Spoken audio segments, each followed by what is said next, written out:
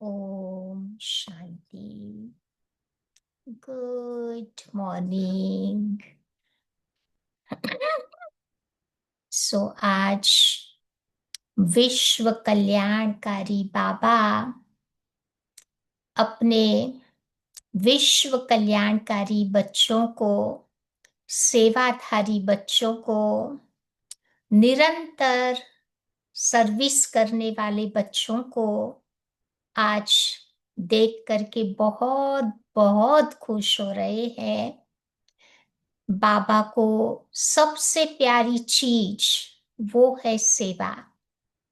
तो बच्चों की भी प्यारी चीज सेवा ही होनी चाहिए। बाबा कहते हैं ना, हमें कांस्टेंट सर्वर बनना है, निरंतर सच्चे सच्चे सेवाधारी। ऐसे बच्चों का बाबा को बहुत पसंद आते हैं और बाबा का बहुत प्यार भी रहता है। तो कैसे हम निरंतर सेवाधारी बने? बाबा ने तो बोला है कि जहां पर बाबा ने हमने बिठाया है वही बैठ करके ही सेवा करनी है। क्योंकि सब बाबा के बच्चे तो सेंटर पर सरेंडर नहीं हो सकते, लेकिन जहां पर बाबा ने हमें बिठाया है वहां पर सेवा के निमित्त बिठाया है। तो निरंतर सेवाधारी बनने के लिए क्या करें? कौन सी सेवा ऐसी है जो हम कहां पर भी रहते हुए कर सकते हैं? तो बाबा कहते हैं ऐसी कई प्रकार की सेवाएं हैं। सबसे पहले तो हमारी सेवा शुरू ही होती है खुद की सेवा से, सेल्फ सर्विस। कहां पर भी रहते हम सेल्फ सर्विस तो कर ही सकते हैं। खुद को लुक आफ्टर करने की सेवा, खुद को पावरफुल बनाने की सेवा, खुद की स्थिति को ऊंचा बनाने की सेवा, खुद को निर्विघ्न बनाने की सेवा, खुद को सदा हैप्पी रखने की सेवा, खुद के अंदर स्वमान की सीट पर सेट करने की सेवा। ये तो कहां पर भी रहते हुए हम कर सकते हैं। क्योंकि जितना जितना हम खुद को संभाल लेते हैं उतनी उतनी औरों की सेवा बाबा अपने आप करवाएगा। तो पहली है खुद की सेवा, दूसरी है विश्व की आत्माओं की सेवा। कहां पर भी रहते ये सेवा भी कर सकते हैं। कैसे सेवा करेंगे? क्योंकि विश्व तो कितनी बड़ी है, फिजिकली तो सब जगह हम नहीं जा सकते। तो बाबा ने हमें क्या बताया है कि उन आत्माओं के अंदर अच्छे वाइब्रेशंस के द्वारा मुझे उमंग उत्साह को जागृत करना है। क्योंकि आज देखो देश दुनिया की आत्माएं होपलेस बनती जा रही है, होप को खो दिया है। तो ऐसी निराश आत्माओं के अंदर हमें आशाओं की किरण जगानी है। उन्हें उमंग उत्साह में लाने की एक सेवा जो हम योग के द्वारा, अच्छे वाइब्रेशंस के द्वारा उन आत्माओं की वो सेवा कर सकते हैं। फिर बाबा कहते हैं कि कई आत्माओं के कड़े संस्कार है, तो संस्कारों को बदलने की सेवा भी हम अपने योग बल के द्वारा कर सकते हैं। सब आत्माओं के प्रति बाबा कहते हैं शुभ भावना, शुभ कामना रखनी है। और एक दिन हमारी यही शुभ भावना, शुभ कामना उन आत्माओं के जीवन को बदल देगी और वो आत्माएं बाबा के नजदीक आती जाएगी।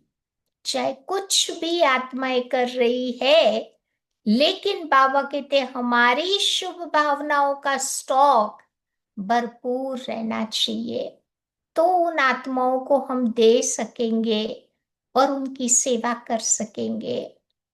तीसरी है यज्ञ की सेवा।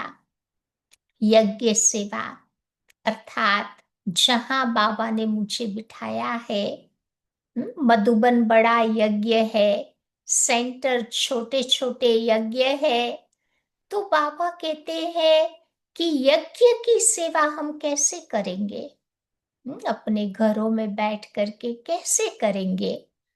तो बाबा कहते हैं कि हमें एक पावरफुल एटमॉस्फियर क्रिएट करने की सेवा करनी है।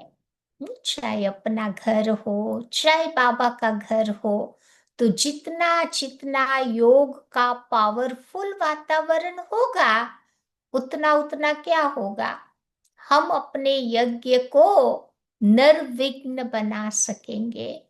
नहीं, रामायण में वो कहानी हम लोग सुनते हैं, कि जब भी ऋषि मुनि यज्ञ करते थे, तो असुर क्या करते थे, उस यज्ञ में गंदी गंदी चीजें डालते थे, यज्ञ को स्पॉयल करते थे। तभी तो विश्वामित्र ने राम और लक्ष्मण को उस यज्ञ की संभाल करने के लिए रखा था। तो बाबा भी जब ये यज्ञ स्थापन करते हैं ना, तो कई ऐसे हमारे एंटी पार्टी वाले लोग होते हैं जिनको हम पसंद नहीं आते हैं, तो कुछ न कुछ रोड़े, कुछ न कुछ प्रॉब्लम्स खड़े कर देते हैं। लेकिन बाबा कहते हैं कि जितना जितना ज्ञान योग का पावरफुल वातावरण होगा, उतना उतना हम बाबा के यज्ञ को भी निर्विघ्न बना सकेंगे। और बाबा के यज्ञ की मुझे ऑल राउंड सेवा करनी है। जो चीज बाबा ने मुझे दी है, मुझे इस यज्ञ में उस चीज को यूज करना है, तो वो चीज मेरे जीवन में बढ़ती जाएगी। चाहे शरीर हो, शरीर को यूज किया तो कभी भी हम खटिया में पड़े पड़े हिसाब किताब चुकतू नहीं करेंगे। चलो हिसाब किताब आए, चलते फिरते बाबा की सेवा करते करते वो हिसाब किताब हमारे चुकतू हो जाएंगे। मन को मैंने बाबा के कार्य में लगाया, तो मन को बाबा शक्तिशाली बना देगा। कभी मन की समस्याएं उस व्यक्ति के आगे नहीं आएगी। धन को लगाया तो धन की कभी मेरे जीवन में कमी नहीं महसूस होगी। अपनी विशेषताओं को बाबा के कार्य में लगाया, तो बाबा उन विशेषताओं को बढ़ा देगा। तो ऐसे जो मेरे में जो चीजें हैं, कोई बहुत अच्छी टोली बना लेता है, कोई बहुत अच्छा ब्रह्मा भोजन बनाता है, कोई भोग बनाता है, या तो जैसे कि ये एक विशेषता बाबा ने दी है, तो मैंने यूज की बाबा के कार्य में, तो वो टोली वो ब्रह्मा भोजन खाकर कितनी आत्माओं की दुआएं हमें मिलेगी। तो यही दुआएं बाबा कहते इस समय लेने और देने का काम करना है। तो ये भी एक बहुत बड़ी सेवा हो जाती है। फिर बाबा कहते हैं ब्राह्मणों की सेवा भी करनी है। ब्राह्मणों की कैसे सेवा करेंगे? तो बाबा कहते आपस में प्रेम और एकता का वातावरण मुझे बनाना है। आत्माओं को दूर नहीं करना है, छोटे छोटे ग्रुप्स में डिवाइड नहीं करना है, परंतु उन आत्माओं को बाबा के नजदीक ले आना है। बाबा के घर के साथ, निमित्त आत्माओं के साथ उनका कनेक्शन हमें जुड़वाने का काम करना है। तो इसीलिए बाबा कहते जितनी जितनी एकता, हार्मनी होगी, उतना उतना हम ब्राह्मणों की सेवा कर पाएंगे। फिर बाबा कहते हमें सहन शक्ति को भी धारण करना पड़ेगा, क्योंकि कई बार परिवार में संस्कारों का क्लैशेस होता है। तो कहाँ कहाँ हमें सहनशीलता, कहाँ कहाँ हमें समाने की शक्ति को धारण करना पड़ता है। फिर ब्राह्मण परिवार के साथ हमें जितना जितना झुक झुक कर चलेंगे, उतना बाबा कहते उनकी सेवा कर पाएंगे। या तो बाबा कहते बस बाबा के पास किस लिए आए हैं, मरने के लिए ही तो आए हैं, तो जीते जी मरना है। हम्म? फिर बाबा कहते हैं अपनी प्रैक्टिकल लाइफ के द्वारा सेवा करनी है, अपनी धारणाओं के द्वारा सेवा करनी है। चलो कई आत्माएं टेढ़ी होती है, कई आत्माओं के संस्कार स्वभाव बहुत स्ट्रांग होते हैं, जो बाबा के कार्य में कभी कभी या समस्या रूप बन जाते हैं। तो ऐसी आत्माओं को बाबा कहते अमृत वेला हमें अच्छी शुभ भावना रखनी है, तो वही शुभ भावना उन आत्माओं को बदल देगी। फिर बाबा कहते हैं कि जो भटकती हुई आत्माएं हैं उनकी भी हमें सेवा करनी है। कैसे करेंगे? भटकती हुई आत्माओं को दो ही चीज चाहिए, एक शांति चाहिए, एक मुक्ति चाहिए। तो उन आत्माओं का कनेक्शन बाबा के साथ मुझे जुड़वाना है। तो जितना हम अशरीरी बनेंगे, उतनी उतनी इन भटकती हुई आत्माओं को मुक्ति दिला सकेंगे। फिर बाबा कहते प्रकृति की भी सेवा करनी है। हमें अपने योग के वाइब्रेशंस के द्वारा नेचर को भी पवित्र बनाना है।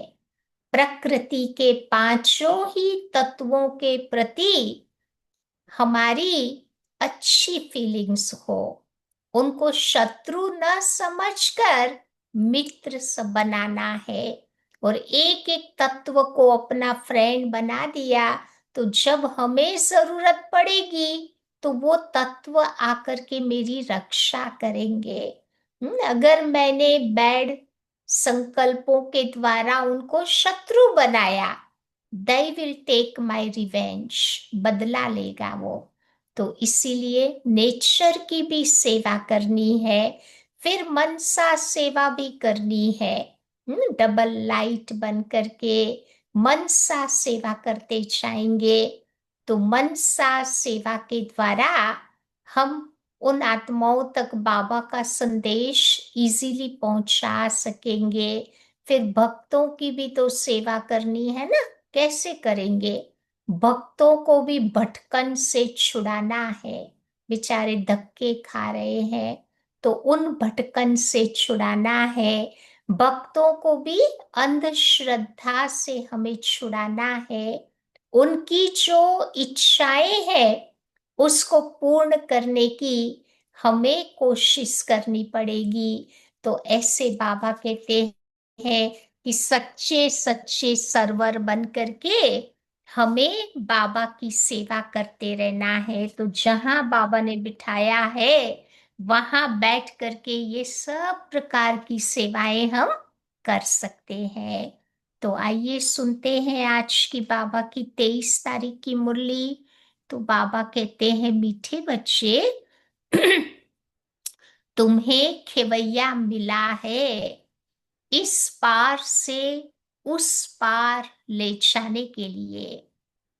तुम्हारे पैर अब इस पुरानी दुनिया पर नहीं है, क्योंकि तुम्हारा लंगर उठ चुका है। अब नाव एकदम चल पड़ी है। तो लंगर बाबा कहते उठ चुका है।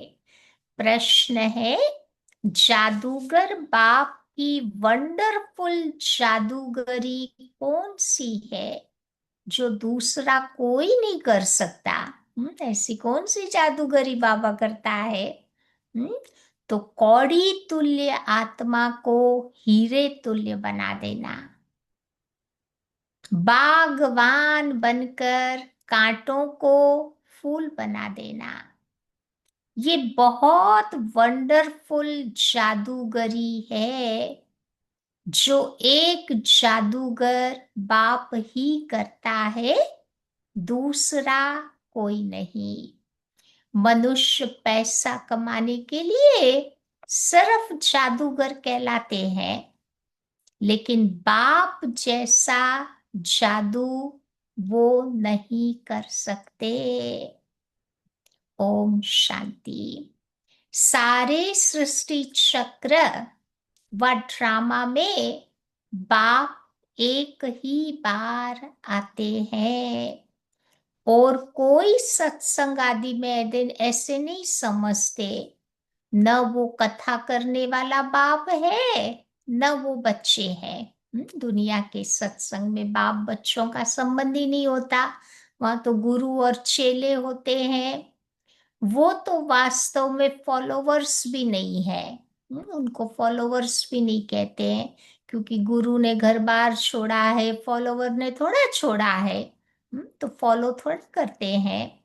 यहाँ तो तुम बच्चे भी हो, स्टूडेंट भी हो, तो साथ साथ फॉलोवर्स भी हो। बाबा को फॉलो कर रहे हैं ना।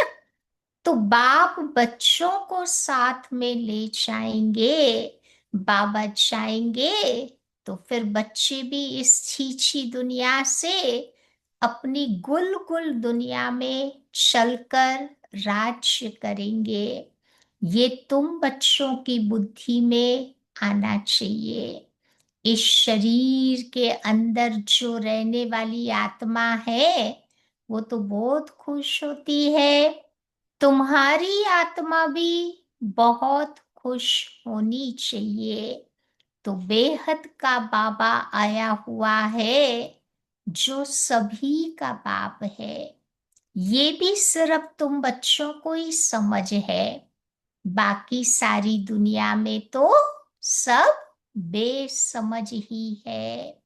तो बाबा बैठ समझाते हैं कि रावण ने तुमको कितना बेसमझ बना दिया।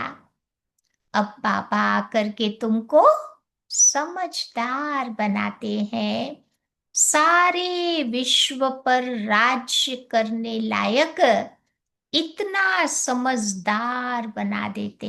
देखो कलयुग में बुद्धि कैसी हो गई थी। आज के राजा को कितने मिनिस्टर्स चाहिए सलाह देने वाले। लक्ष्मी नारायण को कोई वजीर नहीं होता, कोई एडवाइजर नहीं होता, क्योंकि बाबा ने संगम में उनको इतना समझदार बना दिया। तो बाबा कहते हैं ये तुम्हारी स्टूडेंट लाइफ भी एक ही बार होती है, जबकि भगवान आकर के पढ़ाते हैं। तुम्हारी बुद्धि में ये है, बाकी जो अपने धंधे आदि ही उनको तो याद रहता। तो तुम बच्चे जबकि जानते हो कि भगवान हमको पढ़ाते हैं, तो तुम्हें कितना हर्षित रहना चाहिए। और तो सब है पाई पैसे वालों के बच्चे, तुम तो हो भगवान के बच्चे। तो तुम बच्चों को अथाह खुशी रहनी चाहिए।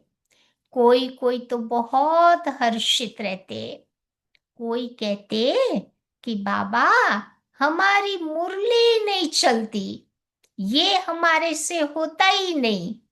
कई बच्चे कहते ना बाबा को, बाबा हम तो ज्ञान नहीं सुना सकते, ये नहीं हो सकता हमारे से। तो बाबा कहते हैं अरे मुरली कोई मुश्किल थोड़ी है। जैसे भक्ति मार्ग में साधु संत आदि से कोई पूछते हैं कि हम ईश्वर से कैसे मिले, परंतु वो जानते नहीं है। सिर्फ अंगुली से इशारा करेंगे कि भगवान को याद करो, बस फिर वो खुश हो जाते हैं। तो वो कौन है, ये दुनिया में कोई नहीं जानता। भगवान के बारे में दुनिया में कोई नहीं जानता, अपने बाप को भी कोई नहीं जानते। ये ड्रामा ही ऐसा बना हुआ है, फिर भी भूल जाएंगे। हम भी बाबा को भूल जाएंगे अगली साइकिल में। ऐसे नहीं कि तुम्हारे में सभी बाप और रचना को जानते हैं, कहाँ कहाँ तो चलन ऐसी चलते हैं, जो बात मत पूछो, फिर वो नशा ही उड़ जाता। तो अभी तुम बच्चों का पैर पुरानी दुनिया पर जैसे कि है ही नहीं। तुम जानते हो, कलयुगी दुनिया से अब तुम्हारा पैर उठ गया है।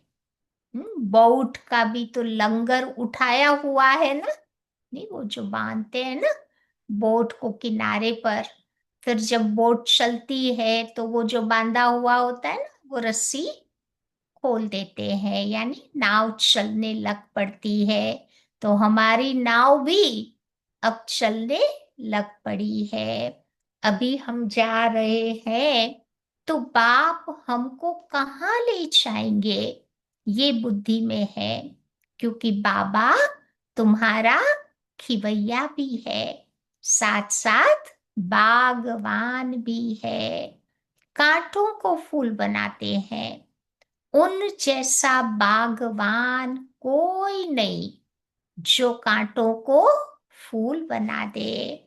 तो ये जादूगरी कोई कम थोड़ी है। कौड़ी तुल्य आत्मा को हीरे तुल्य बनाते हैं। आजकल जादूगर भी बहुत निकले हैं। ये तो है ही ठगों की दुनिया। दुनिया में भी तो वो सर्कस वाले होते हैं ना, मैजिक करते रहते हैं ना। तो बाबा है सबसे बड़ा सतगुरु। कहते भी है कि सतगुरु अकाल मूरत। बहुत धुन से कहते हैं। सिख लोग जब महिमा करते हैं ना, तो बाबा कहते बड़ी शौक से, बहुत नशे से, धुन से बोलते हैं। एक ओंकारा अकाल मूरत, वो सारी बाबा की महिमा है। परंतु बोलने वाले न कुछ भी समझते हैं, न लोग समझते हैं। खाली महिमा करने से क्या फायदा। वो समझना भी चाहिए। तो बाबा कहते इस पुरानी दुनिया में देखो रखा ही क्या है। बच्चों को जब मालूम होता है कि बाबा नया घर बना रहे हैं, तो ऐसा कौन होगा जो नए घर से नफरत और पुराने घर से प्रीत रखेंगे। तो बुद्धि में नया घर ही याद रहता है ना।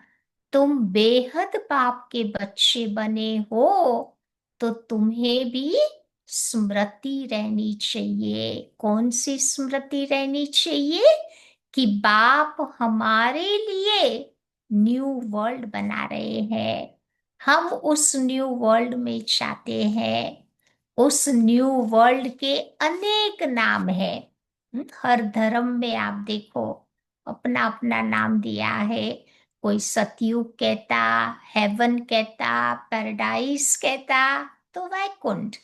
तुम्हारी बुद्धि अब इस पुरानी दुनिया से बिल्कुल उठ गई है। क्योंकि पुरानी दुनिया में दुख ही दुख है। इसका नाम ही है हेल, कांटों का जंगल, रौरव नर्क, कंसपुरी। इनका अर्थ भी कोई नहीं जानता। भारत का देखो क्या हाल हो गया है। तो बाबा कहते बच्चे, इस समय सब पत्थर बुद्धि है। सतयुग में सब होते हैं पारस बुद्धि। यथा राजा रानी तथा प्रजा। यहाँ तो है ही प्रजा का प्रजा पर राज्य।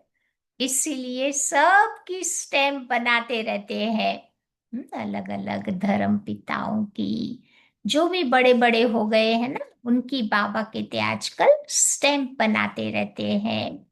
तुम बच्चों की बुद्धि में ये याद रहना चाहिए कि ऊंचते ऊंच है बाप।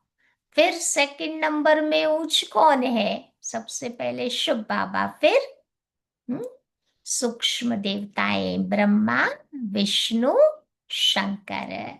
शंकर की तो देखो पैरवाई शादी कैसी बना दी है। कहते, फिर उनके लिए कह देते हैं कि वो भांग पीते थे, धतूरा खाते थे। ये तो इंसल्ट हो गई ना। पीनी थी खुद को भांग, नाम ले लिया भगवान का, ना तो अपना काम हो गया। तो बाबा कहते ऐसी बातें कोई होती नहीं है। अपने धर्म को ही आजकल लोग भूल गए हैं। देवताओं के लिए भी देखो क्या क्या कहते रहते हैं, कितनी बेइज्जती कर देते हैं। देवताओं को भी अपनी दृष्टि से देखते हैं ना, तो जैसी दृष्टि वैसी सृष्टि उनको दिखाई देती है। तभी तो बाबा कहते हैं कि मेरी भी बेइज्जती, शंकर की भी बेइज्जती, ब्रह्मा की भी करते हैं। कहते हैं ना वो सरस्वती पर फिदा हो गए। सरस्वती कोई उनकी वाइफ थोड़ी थी, वो तो उनकी बेटी थी। विष्णु की इतनी बेइज्जती नहीं होती। विष्णु के बारे में इतना गलत नहीं बोलते, लेकिन कुछ कुछ तो बोलते हैं कि वो स्वदर्शन चक्र लेकर के सबके गले काट दिए। वास्तव में बाबा कहते हैं विष्णु ही तो राधे कृष्ण है ना। अब कृष्ण छोटा बच्चा तो महात्मा से भी ऊंचा गाया जाता है। ये ब्रह्मा तो पीछे संन्यास करते हैं, वो तो छोटा बच्चा है ही पवित्र, पाप आदि को जानता ही नहीं है। इसीलिए छोटे बच्चे को क्या कहते हैं, महात्मा कहते हैं। क्योंकि उनको विकारों का ज्ञान ही नहीं होता। अजमेर में उनका मंदिर भी है, ब्रह्मा का मंदिर। दाढ़ी मूछ देते हैं ब्रह्मा को, शंकर व विष्णु को कभी नहीं देते हैं। कोई भी देवताओं को दाढ़ी मूछ वाला नहीं बताते हैं, क्यों सतयुग में वो होता ही नहीं है। ब्रह्मा इसी दुनिया का व्यक्ति था, इसीलिए उसको दाढ़ी मूछ बताते हैं। तो प्रजापिता ब्रह्मा सूक्ष्म वतन में कैसे होगा, वो तो यहाँ होना चाहिए ना। तो इस समय देखो ब्रह्मा की कितनी संतान, शास्त्रों में भी कहते हैं हजारों भुजाओं वाला ब्रह्मा को दिखाते हैं। भुजा उनके बच्चों की यादगार है। तो बाबा कहते हैं कि भल आदि देव ब्रह्मा, आदि देवी सरस्वती कहते हैं, परंतु उनका पाठ क्या है ये किसी को पता नहीं। जैनिज्म में ब्रह्मा को आदि देव कहते हैं, सरस्वती को आदि देवी के रूप में याद करते हैं, लेकिन क्या पार्ट वो प्ले करके गए वो नहीं जानते। तो ये सब नई बातें हैं। जब तक बाबा नहीं आया है तब तक इन बातों को कोई नहीं जानते। अभी तुम बच्चे जानते हो, तो क्या वो गुरु है, टीचर है, बाप है? नहीं। सदगति तो वो दे नहीं सकते। दुनिया के गुरु लोग हैं ना, न वो बाप बन सकते, न टीचर बन सकते, न गुरु बन सकते, न सदगति दे सकते। अब बाबा ही तो बच्चों को रचते हैं फिर पढ़ाते हैं। तो बाप, टीचर, गुरु वो तीनों ही है। दूसरे कोई को तुम थोड़ी कहेंगे कि हमको पढ़ाओ, और कोई के पास तो ये नॉलेज ही नहीं है। बेहद का बाबा ही ज्ञान का सागर है। तभी तो तुम बच्चों को ये ज्ञान सुनाते हैं। बाबा ने ही स्वर्ग का राज्य भाग्य दिया है। अभी तुम बच्चे बाबा से फिर से ले रहे हो। बाबा कहते हैं कि 5,000 वर्ष के बाद फिर से तुम आकर बाबा से मिले हो। तो बच्चे भी कहते हैं कि हाँ बाबा, हम आपको अनेक बार मिले हैं। बल कितना भी कोई तुमको मारे पीटे, लेकिन अंदर में तुम बच्चों को बहुत खुशी है। कौन सी खुशी है?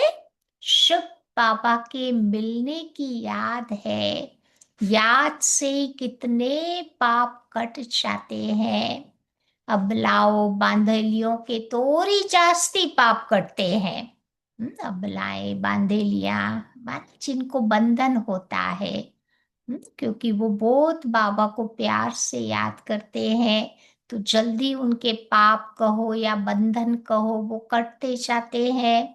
और जितना बांधेलियां जितना प्यार से याद करती, उतना प्यार से बाबा कहते छुटेलियां नहीं याद करती। या जिनको बंधन नहीं है, उनका पुरुषार्थ उनकी कंपैरिजन में थोड़ा स्लैक होता। तो बाबा कहते जब अत्याचार होते हैं तो बुद्धि शिव बाबा की तरफ चली जाती कि शिव बाबा रक्षा करो। तो ये भी अत्याचार बाबा की याद दिलाता है ना। सबसे बाबा नष्टो मोहा बना देता। कहते हैं कि गंगा जल मुख में हो, गंगा का तट हो, तब प्राण तन से निकले। हमारे शास्त्रों में ये कहा गया है। गंगा जल माना ज्ञान रूपी गंगा जल मुख में हो, गंगा का तट हो, माना ब्राह्मणों का संग हो, तब समझो प्राण तन से निकले। तो बाबा कहते हैं उस आत्मा की सदगति होती।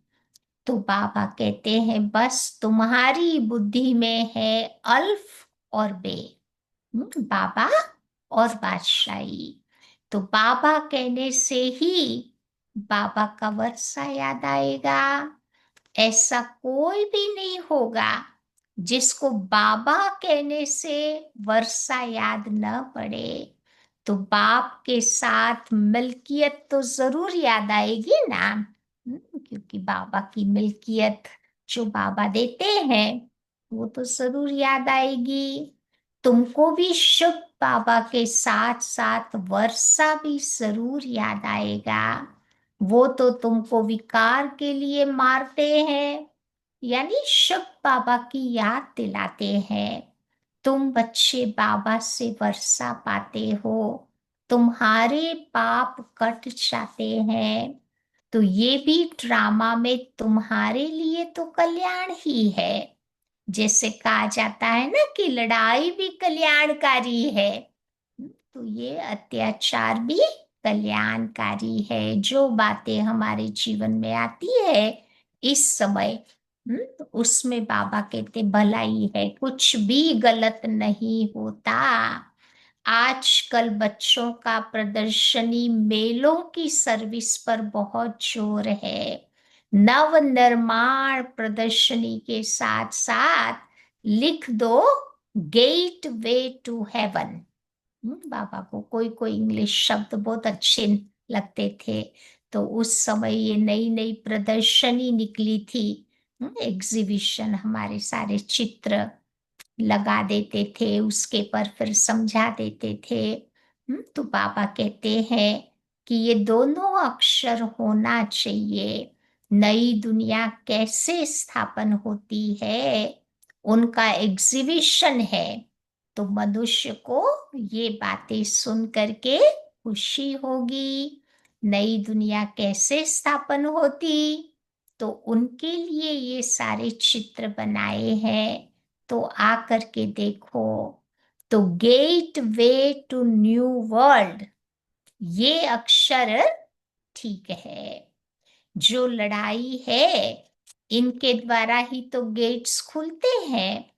गीता में भी है कि भगवान आया था। उसने आकर के क्या किया था? भगवान आया था, उसने आकर के राजयोग सिखाया था। मनुष्य से देवता बनाया, तो जरूर नई दुनिया की स्थापना हुई होगी ना। मनुष्य कितना कोशिश करते हैं। आजकल कौन सी कोशिश करते हैं? मून पर जाने की, चंद्रमा पर जाने की। देखते हैं धरती धरती है। जब जाते हैं ना तो क्या देखते हैं? चारों ओर धरती धरती है। मनुष्य तो उनको देखने में आते नहीं, इतना सुनाते हैं।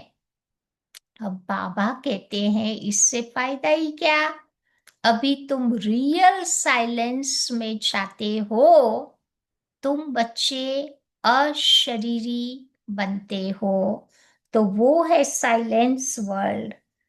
तुम बच्चे मौत चाहते हो, शरीर छोड़ जाना चाहते हो।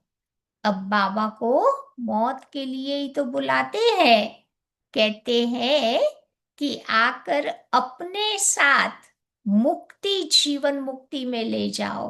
बाबा की महिमा करते कहते हैं ना, हे पतित पावन बाबा, आओ, आकर हमें मुक्ति, जीवन मुक्ति में ले जाओ।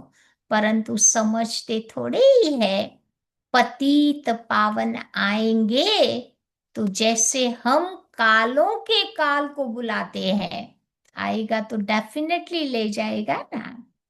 अभी तुम समझते हो कि बाबा आया हुआ है, कहते हैं कि चलो घर, और हम घर जाते हैं। तो बुद्धि काम करती है ना।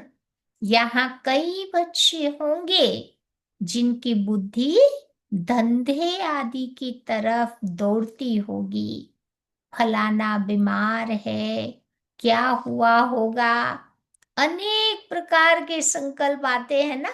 और ये सारे संकल्प आते कब है, स्पेशली जब योग में बैठते हैं ना, तभी ये सारे संकल्प आते हैं। तो बाबा भी कहते हैं कि तुम यहाँ बैठे हो, आत्मा की बुद्धि जानी चाहिए कहाँ पर, बाप और वर्षे की तरफ। तो आत्मा ही तो बाबा को याद करती है ना। समझो कोई का बच्चा लंदन में है, समाचार आया कि वो बीमार है, बस फिर क्या होगा, बुद्धि उस तरफ चली जाती है। फिर ज्ञान बुद्धि में बैठ नहीं सकता। यहाँ बैठे भी बुद्धि, बुद्धि में उनकी याद आती रहेगी। कोई का पति बीमार होगा तो स्त्री के अंदर बहुत उथल पाथल होती रहेगी, क्योंकि बुद्धि तो चाहती है ना। तो तुम भी यहाँ बैठे हो, सब कुछ करते, तुम्हारा काम है शुभ बाबा को याद करते रहो, तो भी अहो सौभाग्य।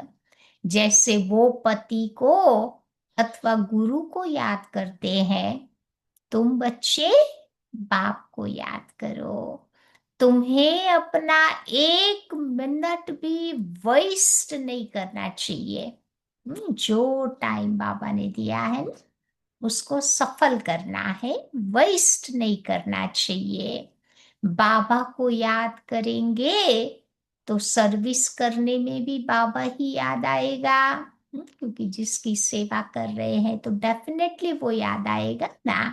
तो बाबा ने कहा है कि बच्चे, तुम ये ज्ञान मेरे भक्तों को समझाओ।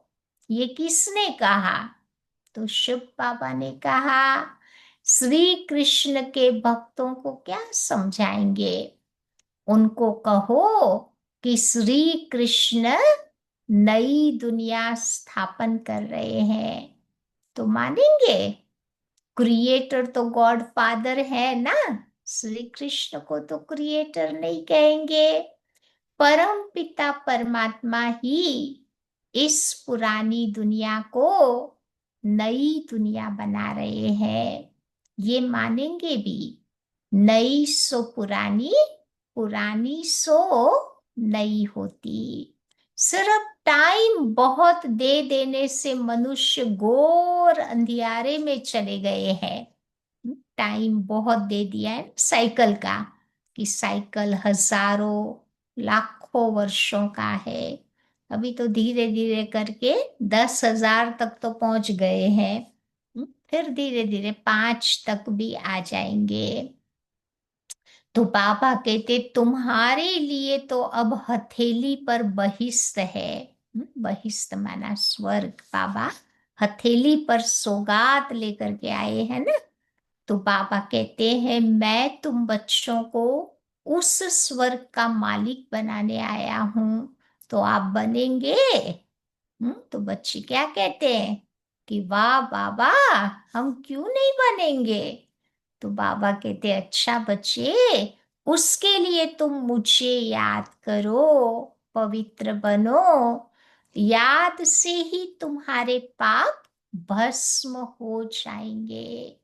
और तुम बच्चे जानते हो कि विकर्मों का बोझा आत्मा पर है, न कि शरीर पर। भक्ति में शरीरों को धोते हैं, गंगा में नहलाते हैं ना, पर बोझा शरीर पर नहीं है, आत्मा पर है। तो आत्मा को तो ज्ञान सागर में नहलाना पड़े। अगर शरीर पर बोझा होता तो जब शरीर को जला देते हैं तो उसके साथ पाप भी तो जल जाते ना। आत्मा तो है ही अविनाशी, उसमें खाद पड़ती है, जिनको निकालने के लिए बाबा एक ही युक्ति बतलाते हैं। और वो युक्ति है, बाबा को प्यार से याद करो। पतित से पावन बनने की युक्ति कितनी अच्छी है। देखो मंदिर बनाने वाले, शिव की पूजा करने वाले भी भगत है, और पुजारी को कभी पूज्य नहीं कह सकते। भक्ति में जो भी पूजा करते हैं वो पुजारी ही है, उन्हें पूज्य नहीं कह सकते। तो पूज्य बनने के लिए फिर बाबा को याद करना पड़ेगा। अच्छा, मीठे मीठे सिकीलते बच्चों प्रति मात पिता बाप दादा का याद प्यार और गुड मॉर्निंग। रूहानी बाप की रूहानी बच्चों को नमस्ते, और रूहानी बच्चों की रूहानी बाप को याद प्यार और नमस्ते। आज की धारणा की बातें हैं। पहली बात बाबा सुनाते हैं, जिससे सारी दुनिया ढूंढ रही है, वो बाबा हमें मिल गया। इसी खुशी में रहना है। सोचो, है जिसे सारी दुनिया ढूंढ रही है, वो बाबा हमें मिल गया। इसी खुशी में रहना है। याद से ही पाप कटते हैं। इसीलिए किसी भी परिस्थिति में बाप और वर्षे को याद करना है। 1 मिनट भी अपना समय वेस्ट नहीं करना है। समझा? 1 मिनट भी बाबा कहते वेस्ट नहीं करना है। दूसरी बात बाबा बताते हैं, इस पुरानी दुनिया से बुद्धि का लंगर उठा देना है। बाबा हमारे लिए नया घर बना रहे हैं। ये है रौरव नर कंसपुरी। हम चाहते हैं वैकुंठपुरी में सदा ये स्मृति में रखना है। बाबा आया है हमें वैकुंठपुरी में ले जाने के लिए। आज का वरदान है, विहंग मार्ग की सेवा द्वारा, अनलिमिटेड सेवा द्वारा विश्व परिवर्तन के कार्य को संपन्न करने वाले सच्चे सच्चे सेवाधारी भव। विहंग मार्ग की सेवा के लिए संगठित रूप में रूप और बसंत, इन 2 बातों का बैलेंस चाहिए। अनलिमिटेड सेवा करनी है ना, बेहद की सेवा। तो बाबा कहते उसके लिए रूप माना योग, बसंत माना ज्ञान। ज्ञान और योग दोनों का बैलेंस चाहिए। जैसे बसंत रूप से एक समय पर अनेक आत्माओं को संदेश देने का कार्य करते हो, ऐसे ही रूप द्वारा, याद बल द्वारा, श्रेष्ठ संकल्प के बल द्वारा विहंग मार्ग की भी सेवा करो। एक साथ कितनी हजारों आत्माएं होती है ना, वाणी द्वारा तो संदेश दे देते हैं, लेकिन बाबा कहते हैं कि संदेश देने के साथ साथ उन आत्माओं को श्रेष्ठ संकल्पों द्वारा वाइब्रेशंस भी दो, तो वो वाणी पावरफुल बन जाएगी, उनके अंदर चली जाएगी। तो इसकी भी इन्वेंशन निकालो, साथ साथ संगठित रूप में दृढ़ संकल्प से पुराने संस्कार, स्वभाव व पुरानी चलन के तिल व जो यज्ञ में स्वाहा करो, तब विश्व परिवर्तन का कार्य संपन्न होगा अथवा यज्ञ की समाप्ति होगी। तो बाबा आज यही समझा रहे हैं कि सब मिलकर के जब पावरफुल योग लगाते हैं, तो उस याद में हमारे पुराने स्वभाव संस्कार, जो यज्ञ में भी जौ तौल डालते हैं ना, तो वो पुराने संस्कार रूपी जौ और तिल इस यज्ञ में स्वाहा होंगे, तब विश्व परिवर्तन का कार्य होगा और यज्ञ हमारा समाप्त होगा। आज का स्लोगन है, बालक और मालिकपन के बैलेंस से प्लान को प्रैक्टिकल में लाओ। बाबा कहते मालिक बन करके अपने प्लान्स शेयर करो, आइडिया शेयर करो, बट जहां मेजोरिटी एक्सेप्ट करती है, तो बालक बन करके उससे बाबा कहते एक्सेप्ट भी करो। तो दोनों का बैलेंस, अथॉरिटी भी चाहिए, साथ ही साथ ह्यूमिलिटी भी चाहिए। दो ऑपोजिट क्वालिटी का बैलेंस। बालक बनकर झुक भी जाओ, मालिक बन करके अपने आइडियाज भी शेयर करो।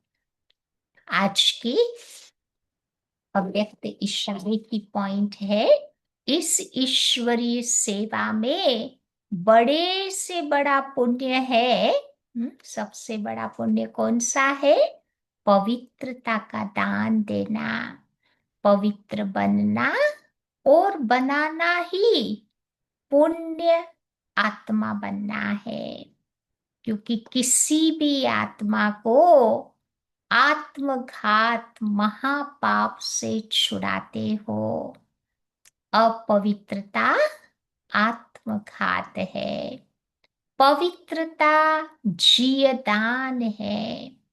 किसी का दुख लेकर के सुख देना, यही सबसे बड़े ते बड़ा पुण्य का काम है। ऐसे पुण्य करते करते पुण्य आत्मा बन जाएंगे। समझा? तो किसी को दुख से छुड़ाओ, सुख दो, कितना बड़ा पुण्य का काम है। तो ऐसा पुण्य का काम करते रहना है। समझा? तो आज सच्चा सच्चा सेवाधारी बन करके, बाबा ने बताया ना कितनी तरह की सेवा करते रहना है। जहां बाबा ने बिठाया है, जिस हालत में जहां रखा है, उस हालत में रह करके ये सब सेवाएं करते सच्चे सेवाधारी बनना है। तब विश्व का परिवर्तन हो सकेगा। ठीक है, तो चलो